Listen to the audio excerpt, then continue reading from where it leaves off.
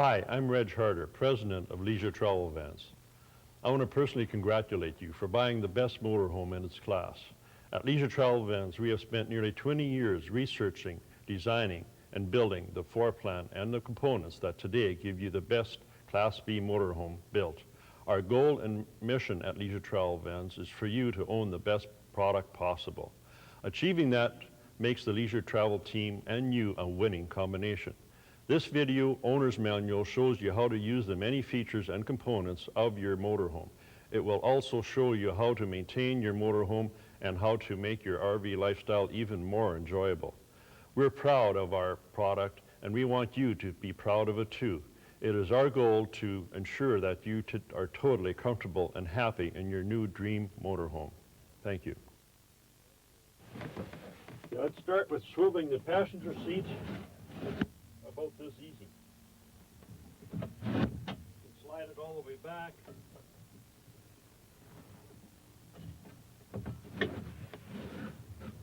Swivel it around this way. Slide it pretty well all the way forward. And swivel it around this way. The trick is just to swivel it around here. When you're swiveling around, you're ready to drive on.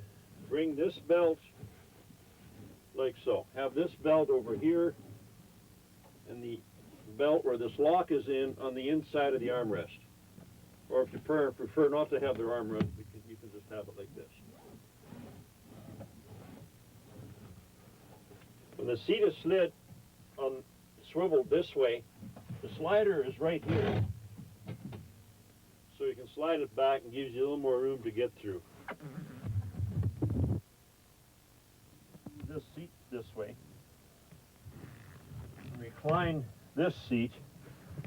You can use it as a unilounge. In order for you to watch TV at this reclining position, you just have to open the door. If you want to lock it, you can just slide it out. You can watch TV from this angle. Just by both of you can. If someone's in this chair, you can watch TV this way. Here you can sit and relax and either read a book, or if you want to watch TV, you can watch it right here, right in line with the mirror. There's a remote that comes with it, and you can aim the remote at the mirror and it'll still work. In order to swivel the captain's chair or the driver's seat on the Leisure Travel Van, you would move it forward all the way, lift the swivel handle, and turn it into this position. If you wanted to make this into a bed, you would do this. You would turn it back, move the seat all the way to the back position, again lift the swivel handle and turn it this way. Then you walk to your secondary seat, you move it forward as far as you can with this handle. Then you lift the front handle and that releases the seat into a bed position. And there's your bed for the driver's side. In order to swivel the front seat or the passenger seat on the van, what you do is move the seat backwards as far as possible. After this, you lift up the swivel arm and swivel your seat sideways. In order to swivel it all the way back, make sure that your seat belts are out of the way, and in this way you can actually have your passenger seat facing backwards. To make it into a bed, what you would do is move it sideways, and you would do the same thing. You will move your seat forward, lift the handle that releases the seat, and press down. And it automatically opens into a bed. Before you get out of your driver's seat or your unit, you can get out just like this, swivel the seat all the way back, slide the seat all the way back,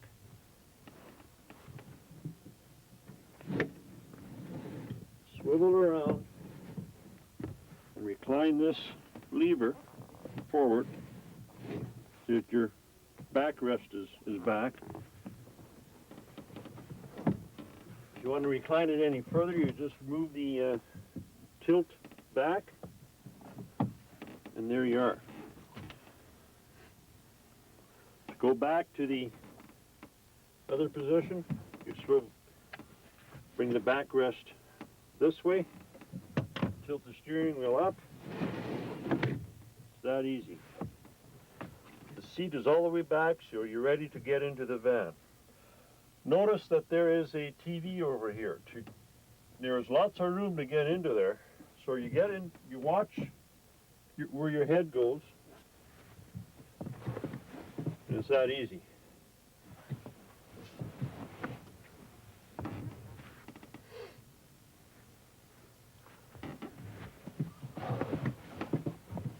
And you can adjust your slider where you want.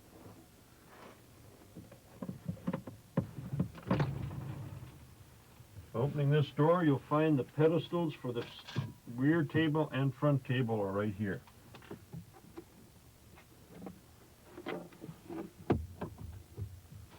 This is every table has a swivel. You can swivel it this way or around this way. Giving a little twist of the locks. And this is your lock right here.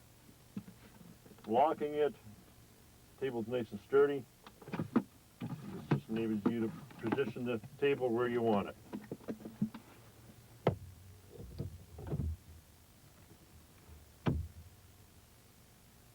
I suggest do not have this table in the up position while the vehicle's in motion.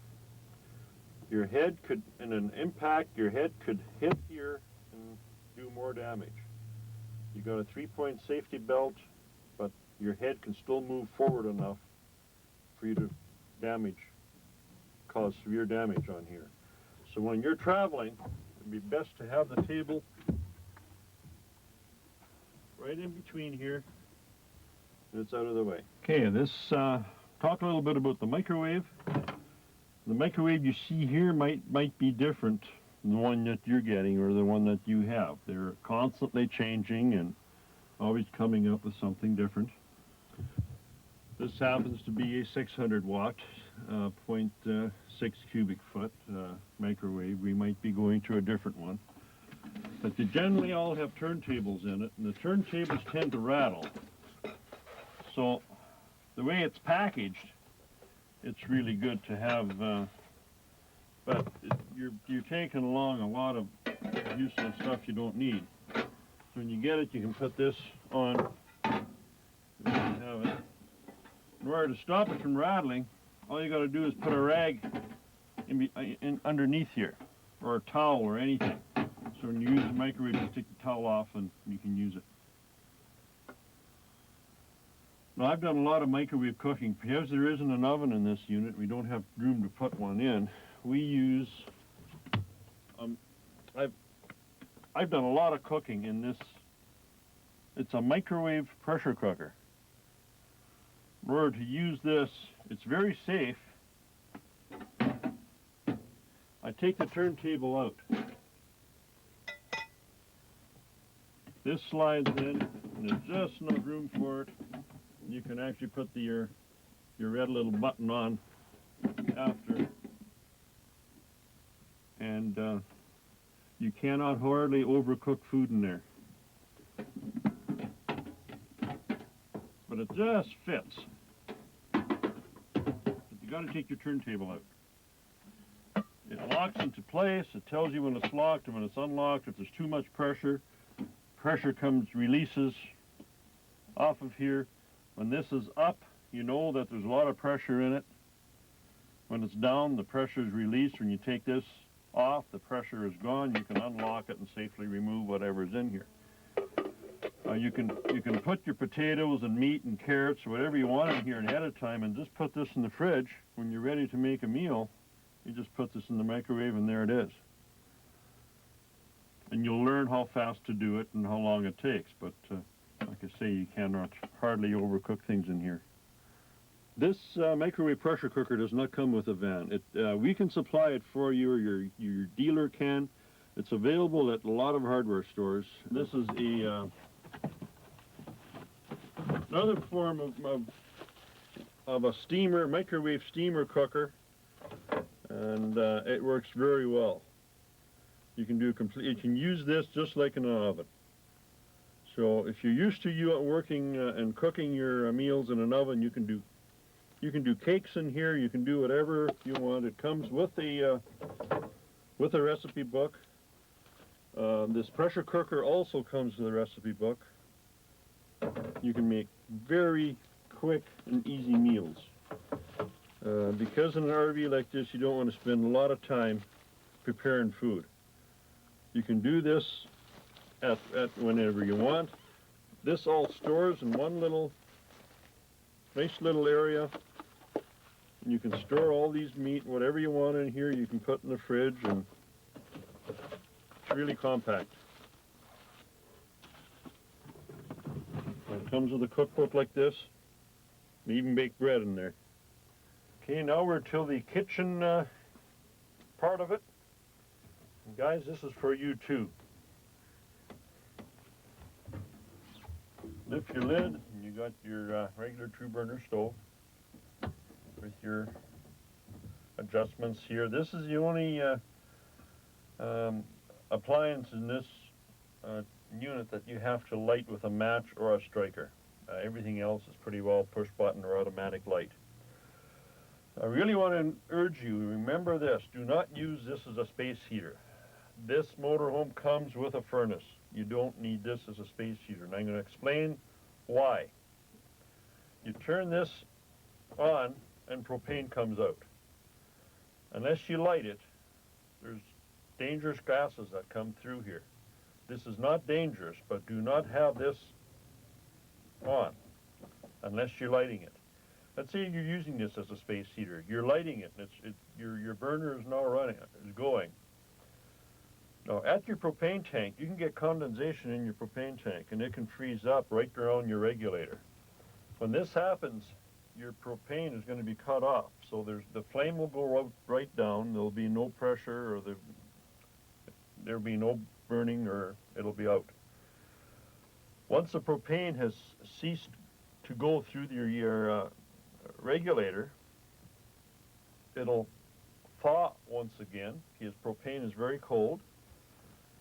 Propane will commence to flow through the lines again, and you'll have propane coming through here, but it won't light. You won't be around to light it. So if you happen to be sleeping in the van, you're going to be sleeping for good. So do not use this as a space heater. When you're using the stove, be around it at all times. Okay, the coach comes with a cutting board. The cutting board can either be put over here when you're using the sink, or here. You also got an extra counter space there. You can put it wherever you want it. On this floor plan, this is the only floor plan that this has this dish cup and cutlery holder. You can put your dishes over here, your plastic dishes or whatever you want, your paper napkin holder, your coffee cups, and your cutlery. Now, I put a knife in here for this for a particular reason. Do not ever do this with a sharp edge pointing up, because if you don't know it's here, you can do some severe damage. Preferably have a knife like this in a drawer. You know, even face down, it can work, you know, if you prefer, but have all pointed edges facing down.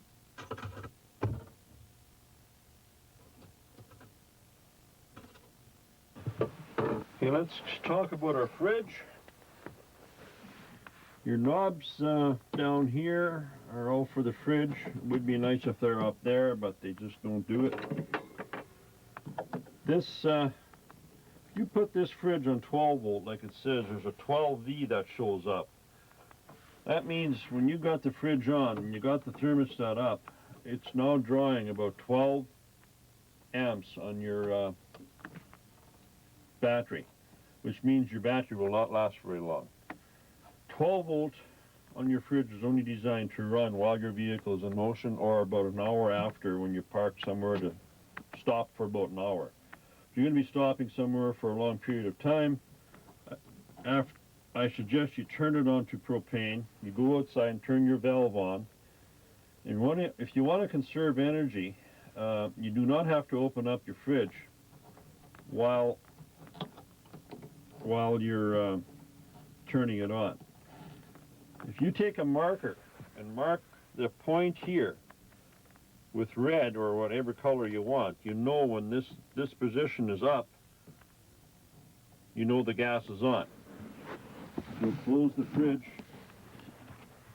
If this mark would be marked red over here, and you'd be on 12 volt over here, you can just move this up, push this button, and this is your igniter.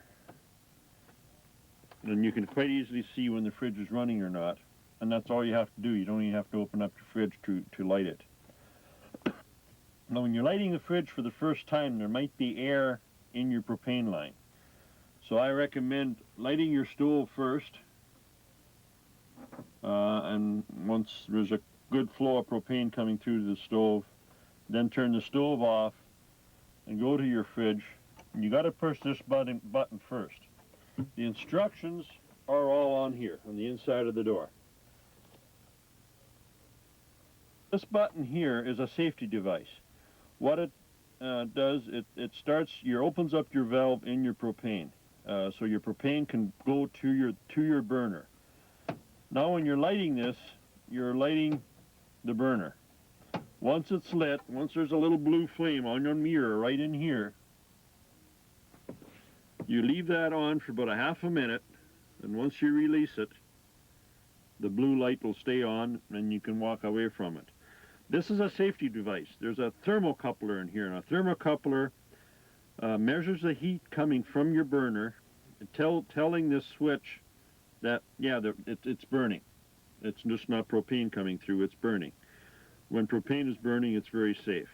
In case the flame would go out, the thermocoupler would tell the switch, which turns off the propane, that we're not burning anymore. Therefore, it'll cut off the propane supply to your burner, and the propane will shut off, and there's no harmful smell or no danger. That's why you have to push both buttons.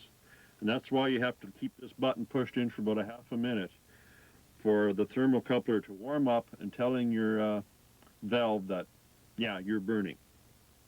There's heat coming out of there. Now when you're plugged in, you can turn the switch over to 110, which here it says electric. Electric is 110 power when you're plugged into shore power. You have your thermostat here and that's depending how cold you want it. I usually go quite cold, but I have known to freeze milk in the morning if it's cool outside. The cooler you are, the cooler the fridge will be. Always park, in a hot condition, park the van so that the sun is not shining against your vents on your outside of the fridge.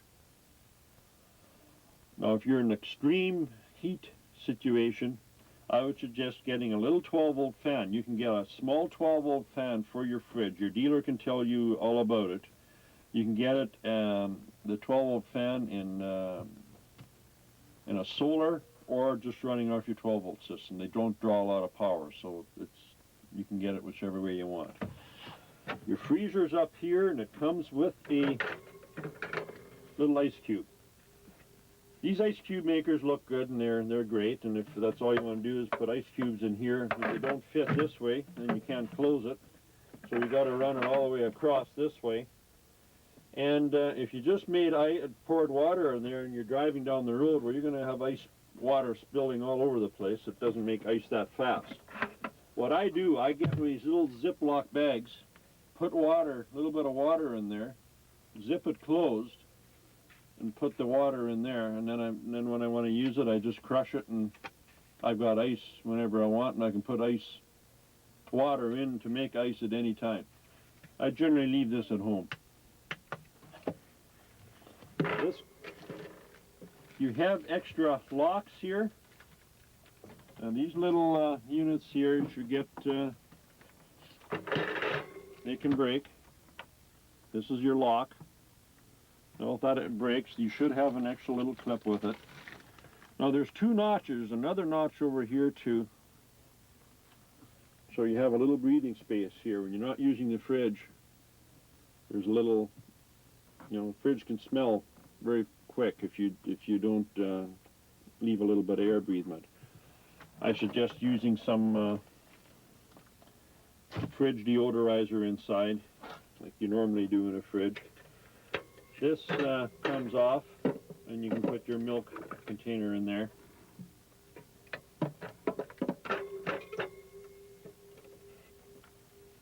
When you come back to your leisure travel van on a really hot day, you might notice a fan running. What we've done is we've installed a small fan up here on the inside the refrigeration compartment. And the reason we've done that is so that the refrigeration unit can actually work more efficiently. It'll actually push the hot air out the top, and that's the reason. Inside your cupboard, you have a water filter. That's the unit right in there. It's tucked away in the far corner underneath your sink in the cupboard.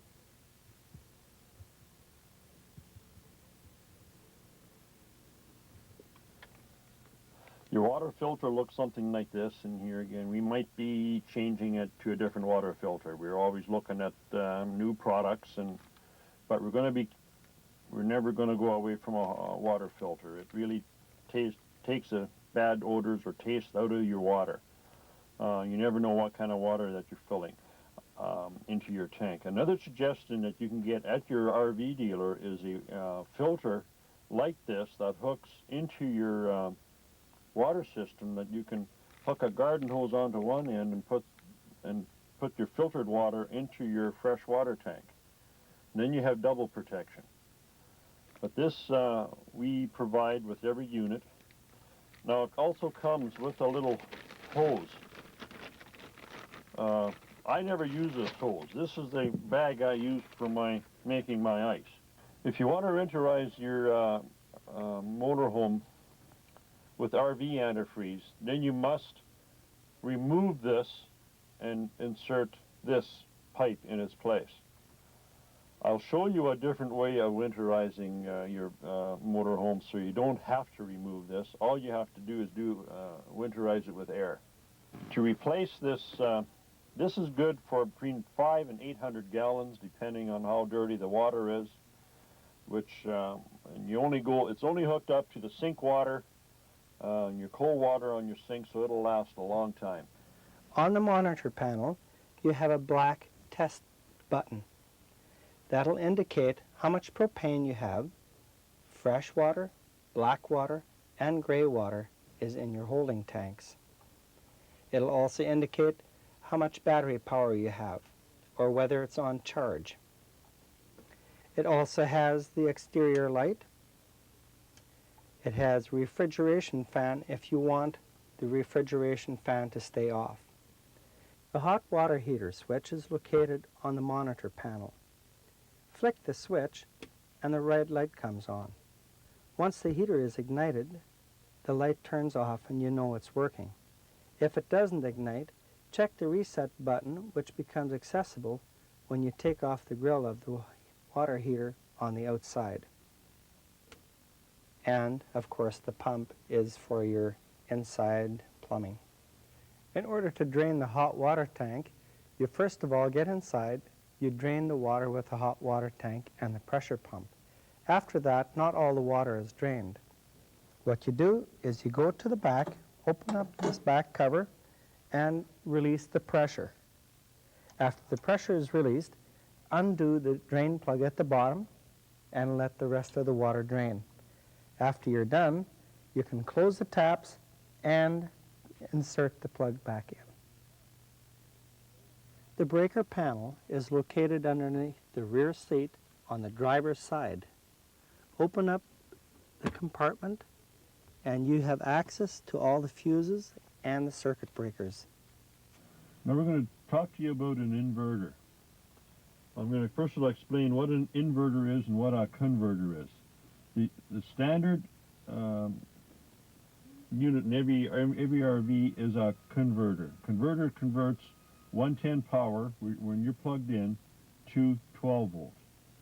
Now an inverter is an option that we have, that we offer, which converts 12 volt power to 110. So therefore you can use the microwave, a coffee maker, pretty well any household appliance like a toaster, hair dryer, without being plugged in. Now the unit then comes with two house batteries, which takes the power from your 12 volt and converts it to 110 power.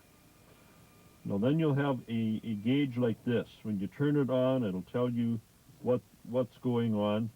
And really to know the differences here, you have to go back to your instruction manual and read it. When you turn this on, there's a light that'll go on, and you automatically convert to 110. It tells you over here whether your battery is on, your load, your AC input, and your charging. Now when you plug this unit in, when you plug in the shore power, the charger will automatically charge the battery whatever you need it up to 50 amps. So you have a very quick charging system on here as well.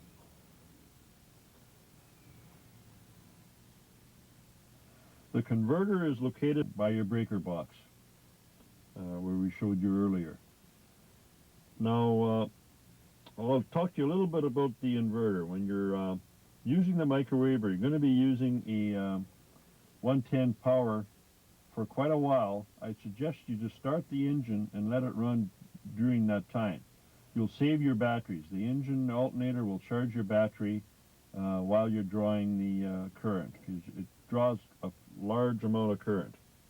If you're just running your microwave for about 15 minutes or 10 minutes, I wouldn't bother about it unless you're in an area that you're going to be stopping for a long period of time, you're secluded.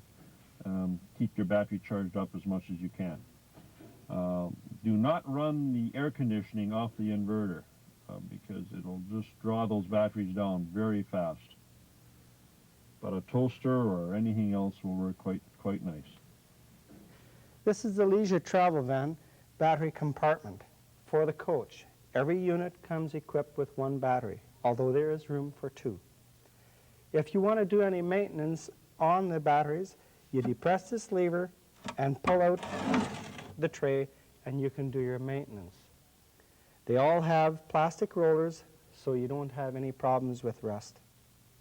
After you're done with the maintenance, simply slide it back and it'll automatically lock in place. Your leisure travel van has two sets of batteries, the coach in the back and your front battery.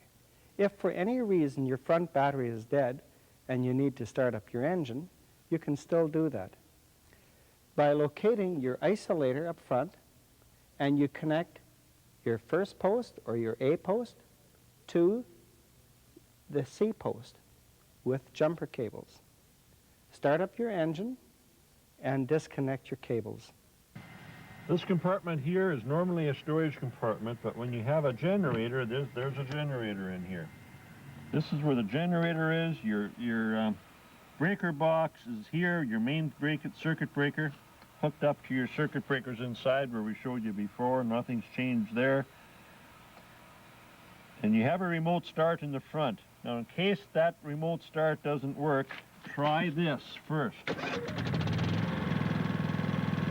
starting it like this.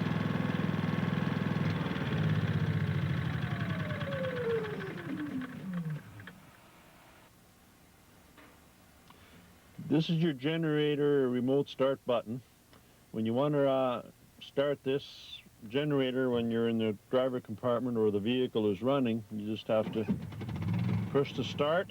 When this green light is on, you know the generator is running.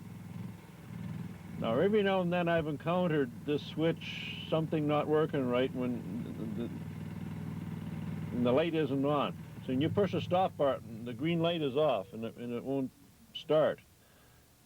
But if you try starting this and if the green light goes off, go in the back and try the start button that's on the generator. and generally it could correct itself. If that green light is on, you know the generator's running. Okay, when you have the generator running, make sure you have, if you have to have a window open, make sure you have the window open on the opposite side of the exhaust.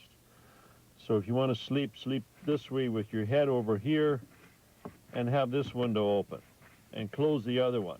There's a carbon monoxide tester that comes with the unit. If there's too much carbon monoxide in the unit where it's not safe, there's an alarm that will sound. But please do not rely on that alarm, rather on common sense. Keep the window closed on the opposite side, and if you have to open up a window, open up the window on the other side of the generator. This compartment here, which is called utility center, has two little notches here. One is for your garden hose and one is for your electrical cable. Now if you run your electrical cable through here, you can close it, and this is to prevent rodents from coming in, running up your cord and getting into your van. That's why they should keep these things closed. There's an outlet in here for a garden hose. Once you have the garden hose hooked up, you never have to undo the garden hose again. Leave it hooked up. You can just roll it out and take it out of one of these holes here. This is where your cable hookup is, right here, for your cable TV. Remember, when you hook cable up here, there's a switch on your passenger side compartment on top, right on top, beside the TV, that switches it to cable. Switch it to TV or to cable. This is your hookup. We do not provide a cable wire with the van. This is something that you're going to have to get from your dealership or any TV outlet. In order to fill up the freshwater tank, the freshwater fill spout is located between the two doors. Open up the tap at the kitchen sink slightly to release the air pressure. Then start filling the water tank. You will see it on the monitor how full it is. Wait for that, or you can wait till it overflows, and you'll see some water trickling down on the overflow. That does not mean that your freshwater tank has a leak. If you want to drain your freshwater tank, there's that little knob over here, and I'm going to point to here. Loosen that, and that'll drain your tank. Another way of draining your tank is just letting your water run through your pump. What you see here is an enclosure where your sewer hose is at. You just loosen it, you can pull it out. There's 20 feet of sewer hose in here. Now to replace this sewer hose, you've got two gear clamps which removes this cover. It's very easy to do. This sewer hose is hooked up to your valves. And just by opening this up, you can dump your valve. When you're dumping your water, you do your toilet first. You pull this lever and drain whatever waste there is in the toilet. Once it's stopped, you push the valve back in. If you really want to flush out the toilet tank quite well, you put some water into the toilet, either opening up your toilet valve or putting a garden hose into your toilet inside, and let some water go into the tank. Once you feel you have enough water in there again, you pull this and let the remaining water come out. When you're done, you push this in, and then you go to your gray water tank. This is generally fairly clean water, so this will flush out your hose. You just pull this and let it flush out till it stops, and push it back in when you're done. Okay. Slide this back. Whatever water is dripping out, you can just put your lid over the cap, tighten it up, and you're gone. This is where your outside shower is. There's a reason why we placed it here.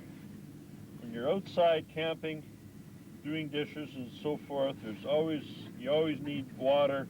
There's a way of rinsing your dishes, water when you need it, rinsing yourself off when you come into the van from the beach, or even washing pets if you want. It's very handy. There's also an on-off switch over here. This is a fridge vent, and by getting at it, you just take any coin, give it half a turn, and slide it right out. There's an extra plug, 110 plug in here for any household current that you need outside. That hole you see down there, do not plug it.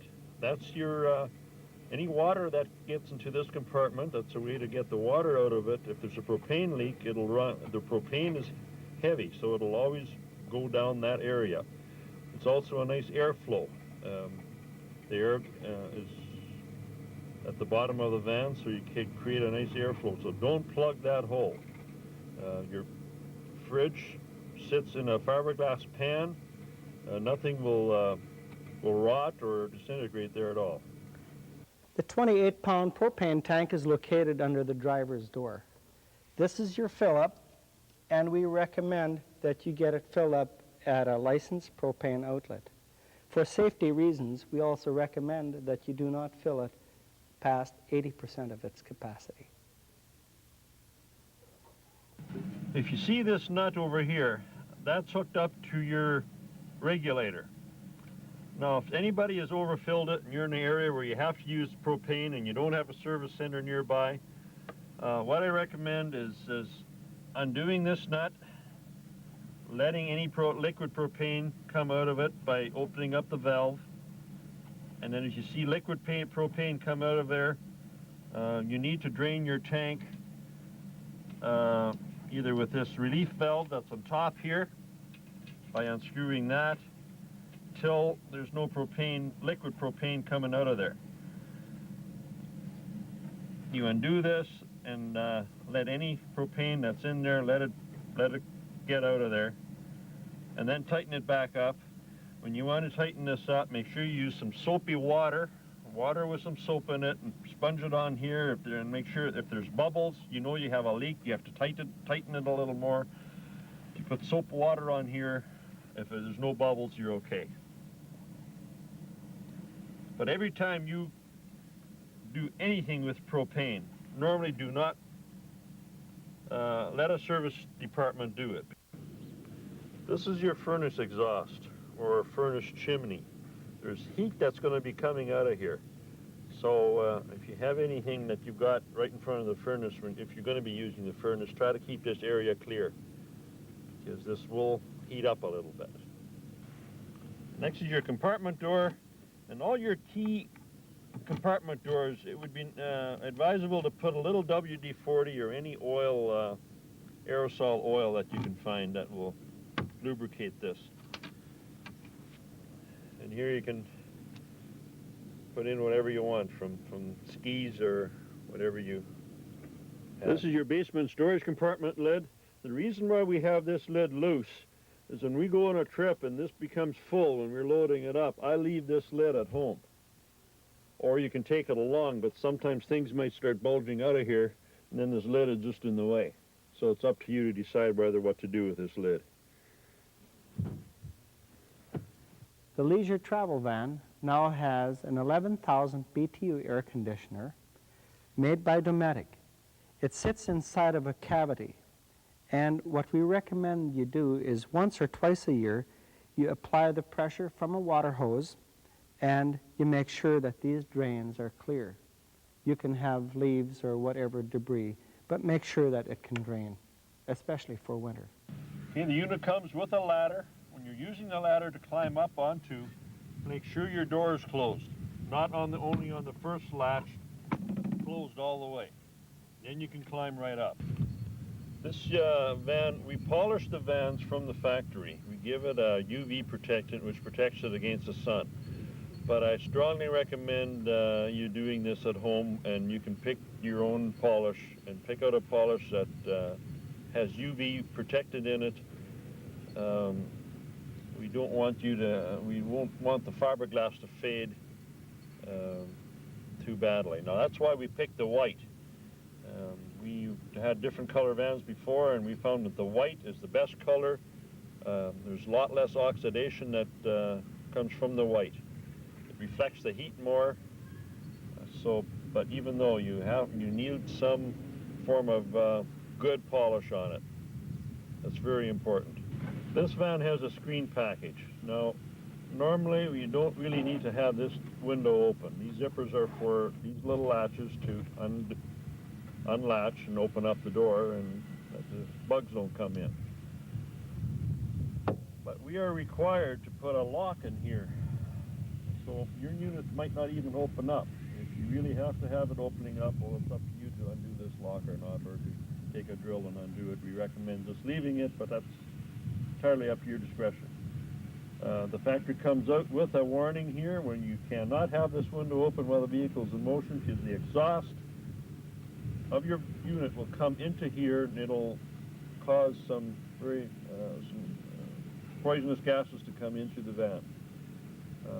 When you have a generator, we have a carbon monoxide detector that'll come on. So do not have these windows open on the back here when the vehicle is in motion. When we supply an awning, you'll see that's called the Freedom, made by Carefree out of Colorado. It's your little crank to crank this unit out. All you do is, it's got an automatic lock. You just turn it. There's nothing to lock or unlock. You just turn it. Now don't set this awning up when it's windy outside. It's nice. Like any awning, it cannot stand a lot of wind.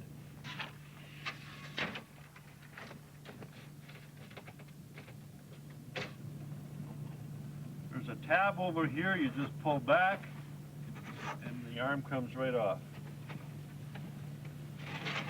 Slide this down, unlock this lock, just flip this lock over and it's binded tight. So you can put tent pegs to the ground to secure it, or you can put this arm to your motorhome. Pull that, you put the bottom in first, lift this tab, and then it locks into place, and that's it. All we need now is a lawn chair and some time. Now if it's going to be raining, drizzling, lower one end, like this. So let the water run down in a corner. This will keep your area dry over here, or you can raise this to whatever area you want.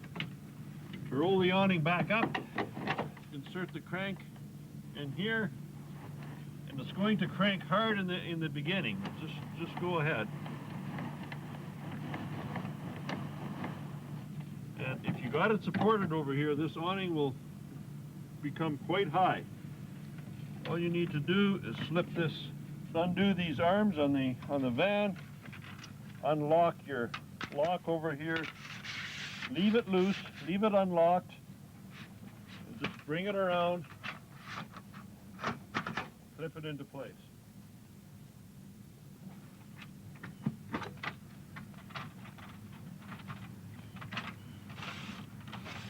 Leave this loose.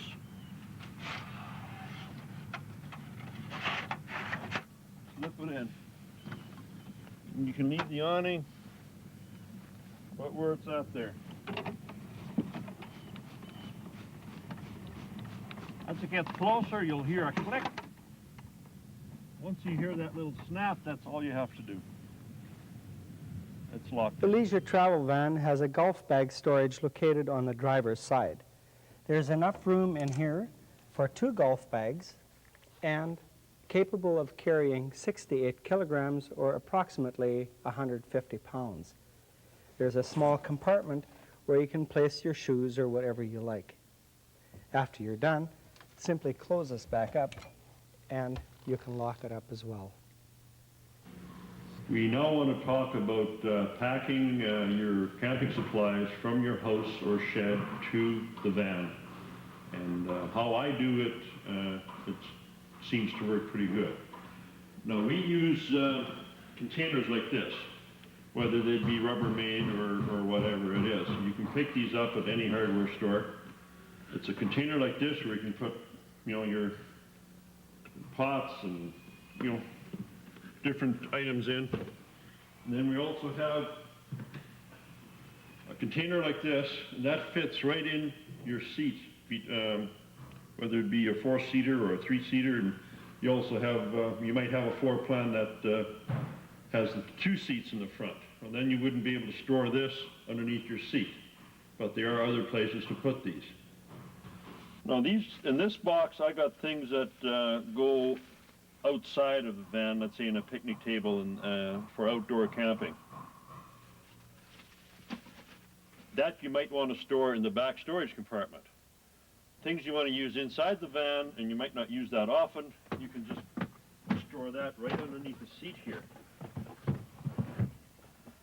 Well, as I said before, if you have a floor plan that doesn't have this, you might have to store it in a storage compartment in the back.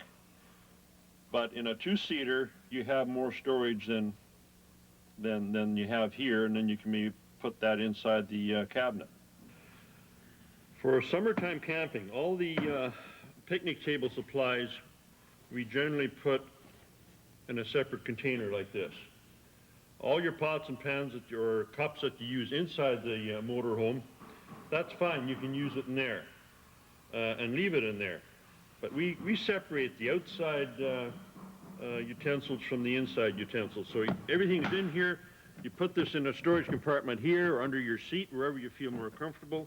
You can also put it underneath the dinette, or if you have a rear sofa, you can put it underneath the sofa. And just take it out, put it on the picnic table, and you're done. And in case it rains, you have everything in a lid. Everything's covered. Like we said before, sometimes I'll leave this lid at home. That's why we have it removable, because you have things starting to bulge out because you have these containers in here. So things just start lifting up a little bit higher, and this just seems to get in the way. These boxes, these Rubbermaid containers also fit right in here, and you can push them wherever you want. You see this in your motorhome? This is a piece of carpet that goes in the center of your runway, where your cushion flooring is in. It's just a piece of carpet that you want maybe in cool mornings, or feels a little better than linoleum. We're now going to show you the clothes closet, the toilet area, and the shower. The lock that you see over here only needs to be on or locked when the vehicle is in motion. When you're parked, you don't have to have this. All that this does prevents rattles and keeps these doors in the right position no matter what kind of bumps you're going through. Open the door, and you'll see a little lock over here. This is to prevent rattles. So when you're in camp, you don't have to snap it in. This is how you work the room divider, and you just push this in.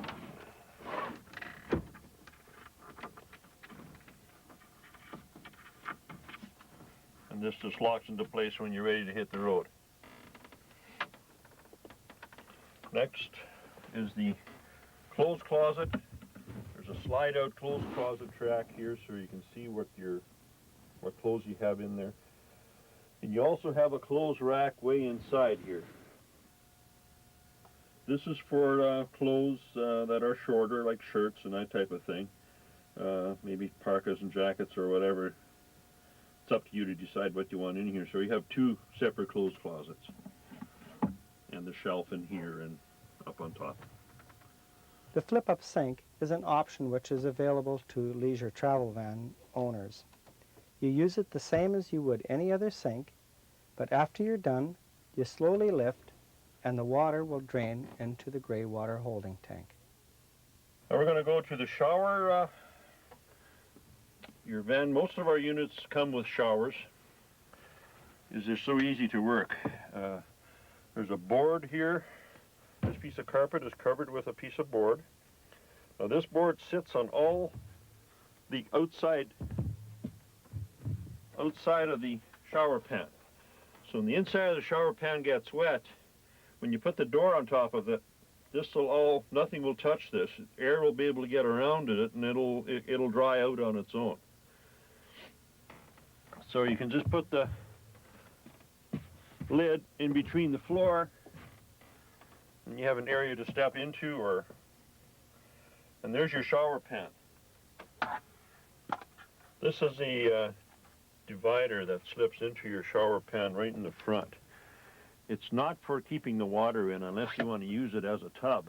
It does hold in water, but all it is made for to keep the shower pan from slipping off and the water coming into your galley area. But in this floor plan, when you open up the door is even with the shower pan. You really won't need it. But we provide this with every unit. To take a shower, just open up the door. This one also has a latch on it. Slide it in, and there it's even with the end of the shower pan. Now there's tie backs that come on the shower curtain.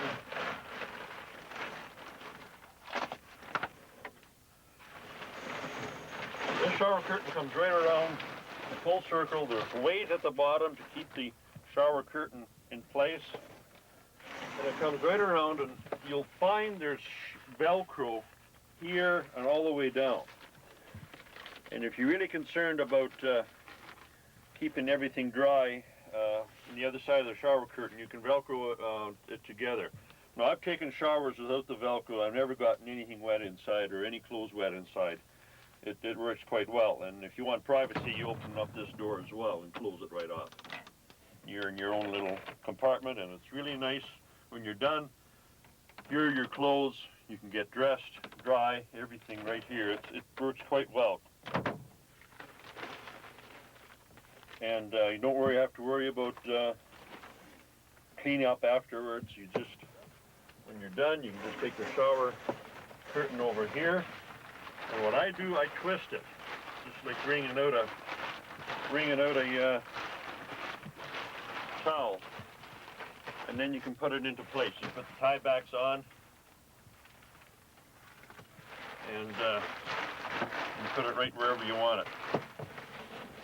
You know, everything here is vinyl, so it doesn't matter if it's some of the drippings that come from the shower curtain get onto there. It doesn't really bother. Your shower head has an on-off switch right here, where you can save a little bit of water. You can get your right temperature and just turn it off and turn it on. And depending how much water you have, determines how much water you can use.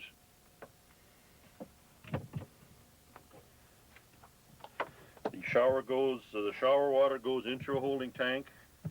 For winterizing, there is a P-trap under there, so if you're going to be going in cold water, just put some RV antifreeze through here, and it won't freeze up on you.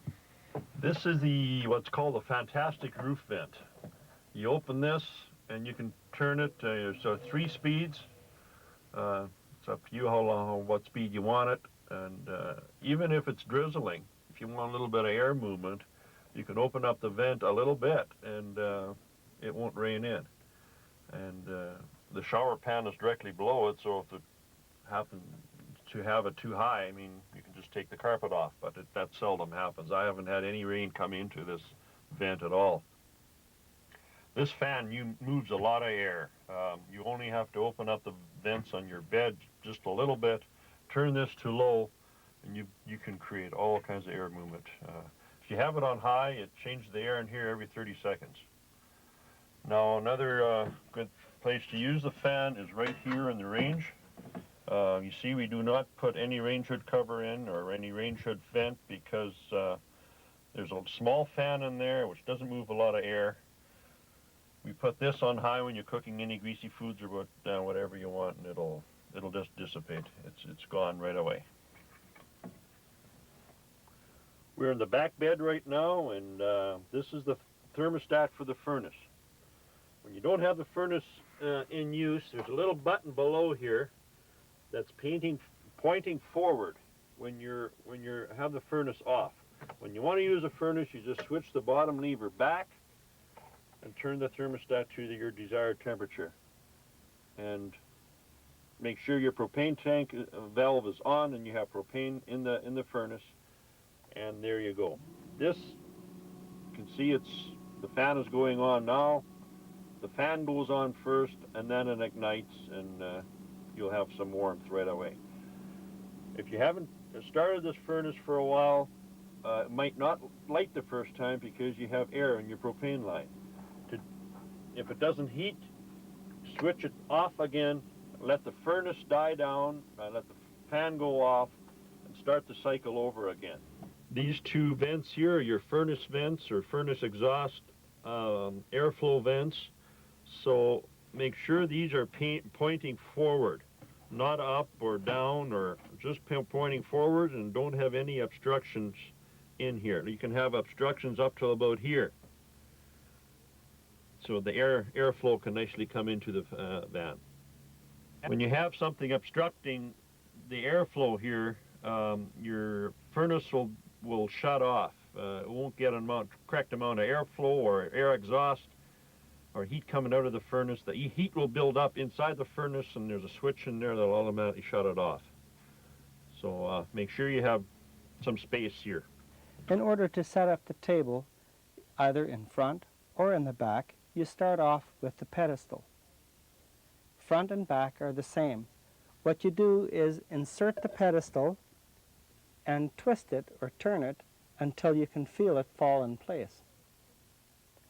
Then lock it in place by twisting it. Now you have a solid pedestal, at which time you can also place the table on top of it. Now you have a solid table. Now when you want to take down the table, you do the reverse. You twist off the top, and you take the pedestal, you twist it to unlock it, at which point you can lift it out and place it wherever you want to place it. Now when you want to set up your rear dinette bed, you would place your table either in its convenient place, or you can leave it on the floor. You lift up on the seat of the rear dinette, pull it up, and it automatically opens up into a bed. You do the same on the other side, and there it is. There's your rear dinette made up. This is a clothes dryer, or I call it a solar clothes dryer. It's a very simple unit, but it sure comes in handy if you're wondering what this little round chrome circle is for. Okay, there's one switch located here.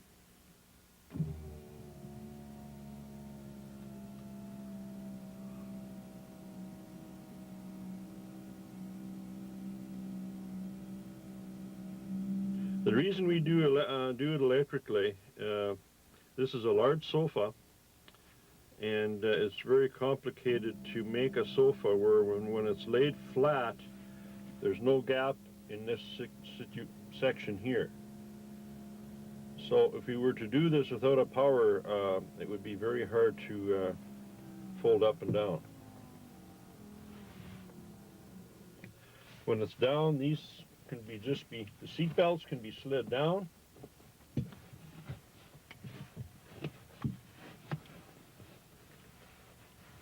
This is a spring mattress, so it should be very comfortable. This floor plan is what we call is a twin bed rear sofa model, or a two-seater. With the two-seater, you also have a switch back here. So when you're opening the back door, you want to get at something, and the sofa's up, or you want to put some groceries in, you can do that just from your back door. When you're sitting over here, just when you have the back door open, you have a switch over here.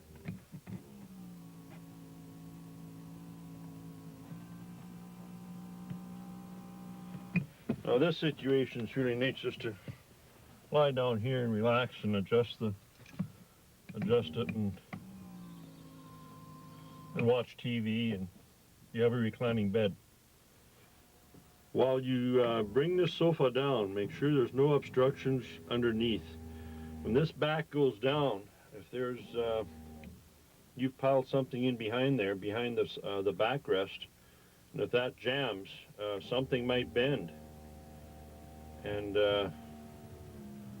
once this sofa bends, it might not work. I'd suggest taking it to a place that does steel work, anybody that does bending, steel bending, or any kind of steel work, not really an RV dealer, and have him have a look at it and find out what's wrong, and we can maybe send them the parts so they can maybe fix it up right there just by bending a certain thing a certain way, and they'll know how to do it. But we've done a lot of research and development on this sofa. We've made a double gear system where the pressure is the same on both sides. There's really nothing that should go wrong with this. Every now and then we take one at random and move it up and down about 800 times, and it doesn't fail. If it does fail, or if you have bent something, we're going to look at how to override the power system. Okay, when you cannot electrically actuate this sofa, take this bolt out right here. That's where your gear worm is attached to your solid piece of metal, which works your sofa. See, this part moves, this part brings the sofa forward, this is stationary. When you remove this, you bypass the electric, then you can move it manually. There's two of them. There's one on this side. The other side is right here. It's a chrome bolt. It's a bolt that's not painted. Move this one on the other side, and you'll be able to operate the sofa manually. Then bring it over to a blacksmith or anybody that does metal work and find out what happened.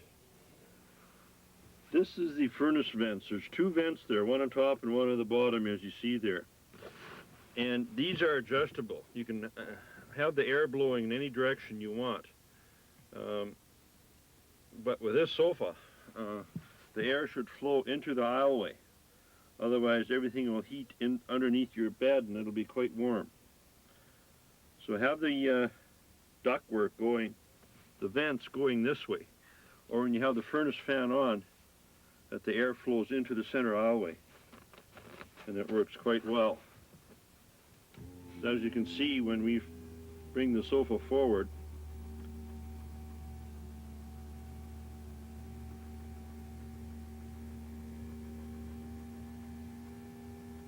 if you are going to be storing anything underneath the sofa, do it on the other side, but not where the airflow is. This is only if you're going to be using the furnace. If you're not using the furnace, you don't really need to worry about it. See, when this skirt is down, it'll interfere a little bit as well. And it's good just to bring the skirt up and bring your bedding mattress cover under here. Have a nice airflow coming through. You can leave this down there, it'll still get through. It'll get through better if the skirt is up.